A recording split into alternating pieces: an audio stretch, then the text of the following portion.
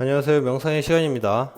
주말 동안 다음 주가 걱정되시는 분들이 많을 것 같아서 확신은 제가 드릴 수는 없지만 앞으로 증시가 어떤 방향으로 흘러갈지와 저의 계획과 앞으로의 포지션을 정하는데 도움을 드리고자 간단히 말씀드리려고 잠시 영상을 켰습니다. 개인적인 의견인 점 감안하고 봐주시기 바랍니다. 주식 투자란 미래의 성장성이 있는 기업에 희망을 걸고 투자를 해야 하고 항상 최악의 시나리오에 우리는 대비와 대응을 해야 한다고 생각을 합니다. 저는 우선 현재 증시에는 많은 안 좋은 소식들이 산재되어 있고 어느 것 하나 해결이 되지 않고 있죠. 거기다가 더욱 안 좋은 소식들이 계속해서 나오고 있습니다. 우선 거기에 하나 더 죄송하지만 안 좋은 소식을 드리자면 현재까지는 우리가 인플레이션이 잡히는 것에 초점을 맞추고 있었죠. 근데 지금은 경기 침체로 초점이 변경되는 상황인 것 같습니다. 우리는 인플레이션이 잡히면 증시가 반등할 거야 그러면서 좋은 지표로 생각을 하고 있었죠. 그건 연착륙이 가능할 때의 이야기였고 현재는 연착륙이 힘든 게 기정사실이죠. 그럼 경기 침체에 우리는 대비와 대응을 해야겠죠. 경기 침체하면 무엇이 가장 먼저 떠오르시나요? 저는 가장 직접적으로 경기 침체의 지표로 실업률을 꼽을 수 있다고 생각을 합니다. 우선 표를 보여드리겠습니다.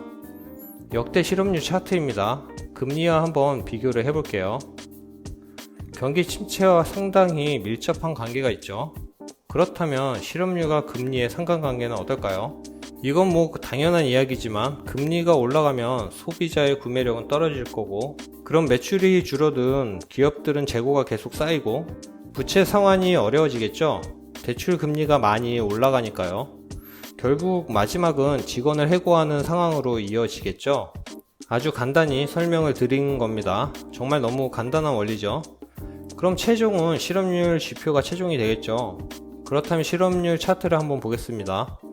물론 실업률 외에도 많은 위기사항들이 생기겠지만 저는 전쟁이나 재해, 테러, 각종 큰 사고들 우선 다른 위기사항들은 너무 불확실하니까 빼고 그냥 보편적으로 한번 증시와 연결을 해볼게요. 1980년부터 보면 실업률이 급격하게 올라가거나 주기적으로 상승하는 구간을 추려봤습니다. 이런 결과값이 나왔는데 하나하나 한번 봐볼게요. 평균을 잡기 위해서 S&P 500 차트라는 거 알고 봐주시면 됩니다. 우선 1980년 실업률 이 구간이죠. 네모 박스는 실업률이 상승이 시작하는 구간에서 전저점으로 내려온 시점이고 빨간 세로선은 실업률이 극으로 치닫을 때 변곡점이 되는 시기를 표시했습니다. 보시면 실업률 최고점에 다다르기 전에 상승을 먼저 시작하네요. 주식은 항상 선반영이 되죠. 주식은 미래에 투자하는 상품이라고 말씀드렸죠. 실업률이 올라가면서 증시는 빠르게 무너지기 시작하고 시작점에 주식을 만약 분할 매수라는 걸 모르시는 분이 그냥 몰라 그냥 살래 하고 한번 투자금을 왕창 넣어서 매수를 하셨다면 내 매수액이 본전이 되기까지 약 440일 정도 걸렸습니다. 그건 다시 말하면 440일 동안 노심초사 하면서 엄청나게 마음고생을 하셨다는 거죠. 그건 1990년대를 보겠습니다.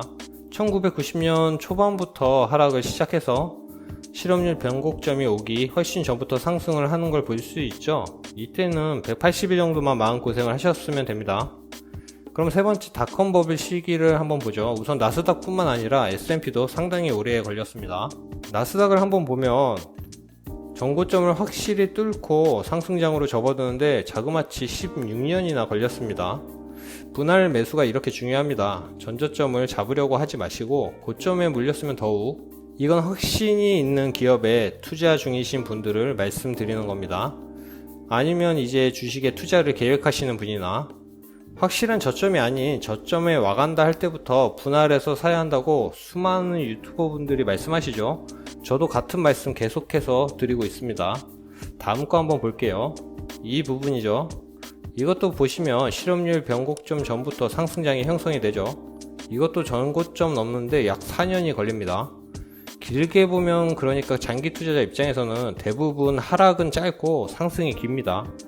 하지만 단기 투자자, 스윙 투자하시는 분들에게는 기간이 작게 될수록 상승이 짧고 하락이 길어지죠.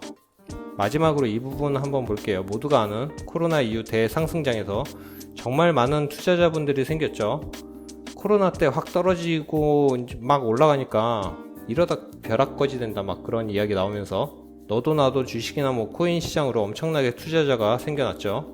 코로나 때는 엄청 짧은 140일을 보여주고 실업률도 짧은 시간으로 압축해서 보여주네요. 증시도 그렇고 자 그럼 지금에 대입을 하면 고용이 너무 우선 탄탄하죠.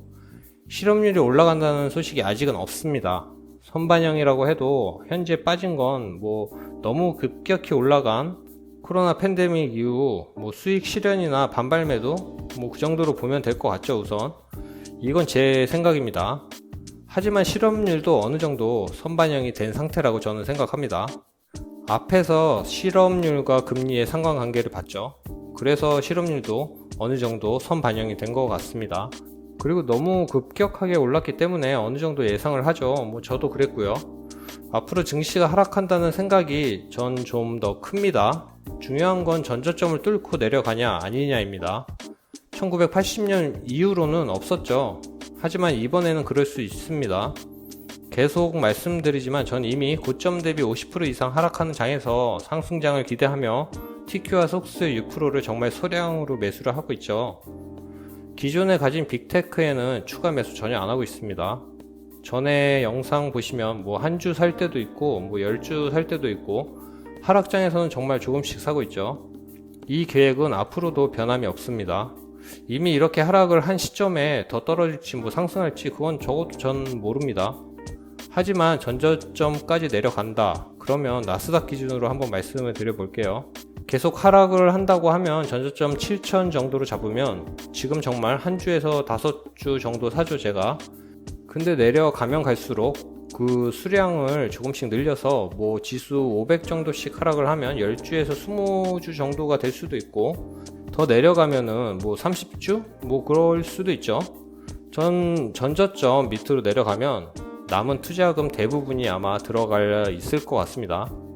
전저점 근처는 찍고 올라올 수도 있을 것 같다는 생각을 저는 하고 있습니다. 그래서 이런 대비책을 가지고 있고 여러분도 여러분만의 대비책을 한번 가지고 투자를 이어가시길 바랍니다. 누구 말 듣고 사고 팔고 단기 투자자 말씀드리는 건 아닙니다. 장기 투자자는 여러 의견을 듣는 게 중요하지만 가장 중요한 건 본인의 기준을 확실히 정립하셔야 할 것 같습니다. 전 정말 본인이 판단을 못 하신다면 주식 투자를 하는 것을 지향하는 입장입니다.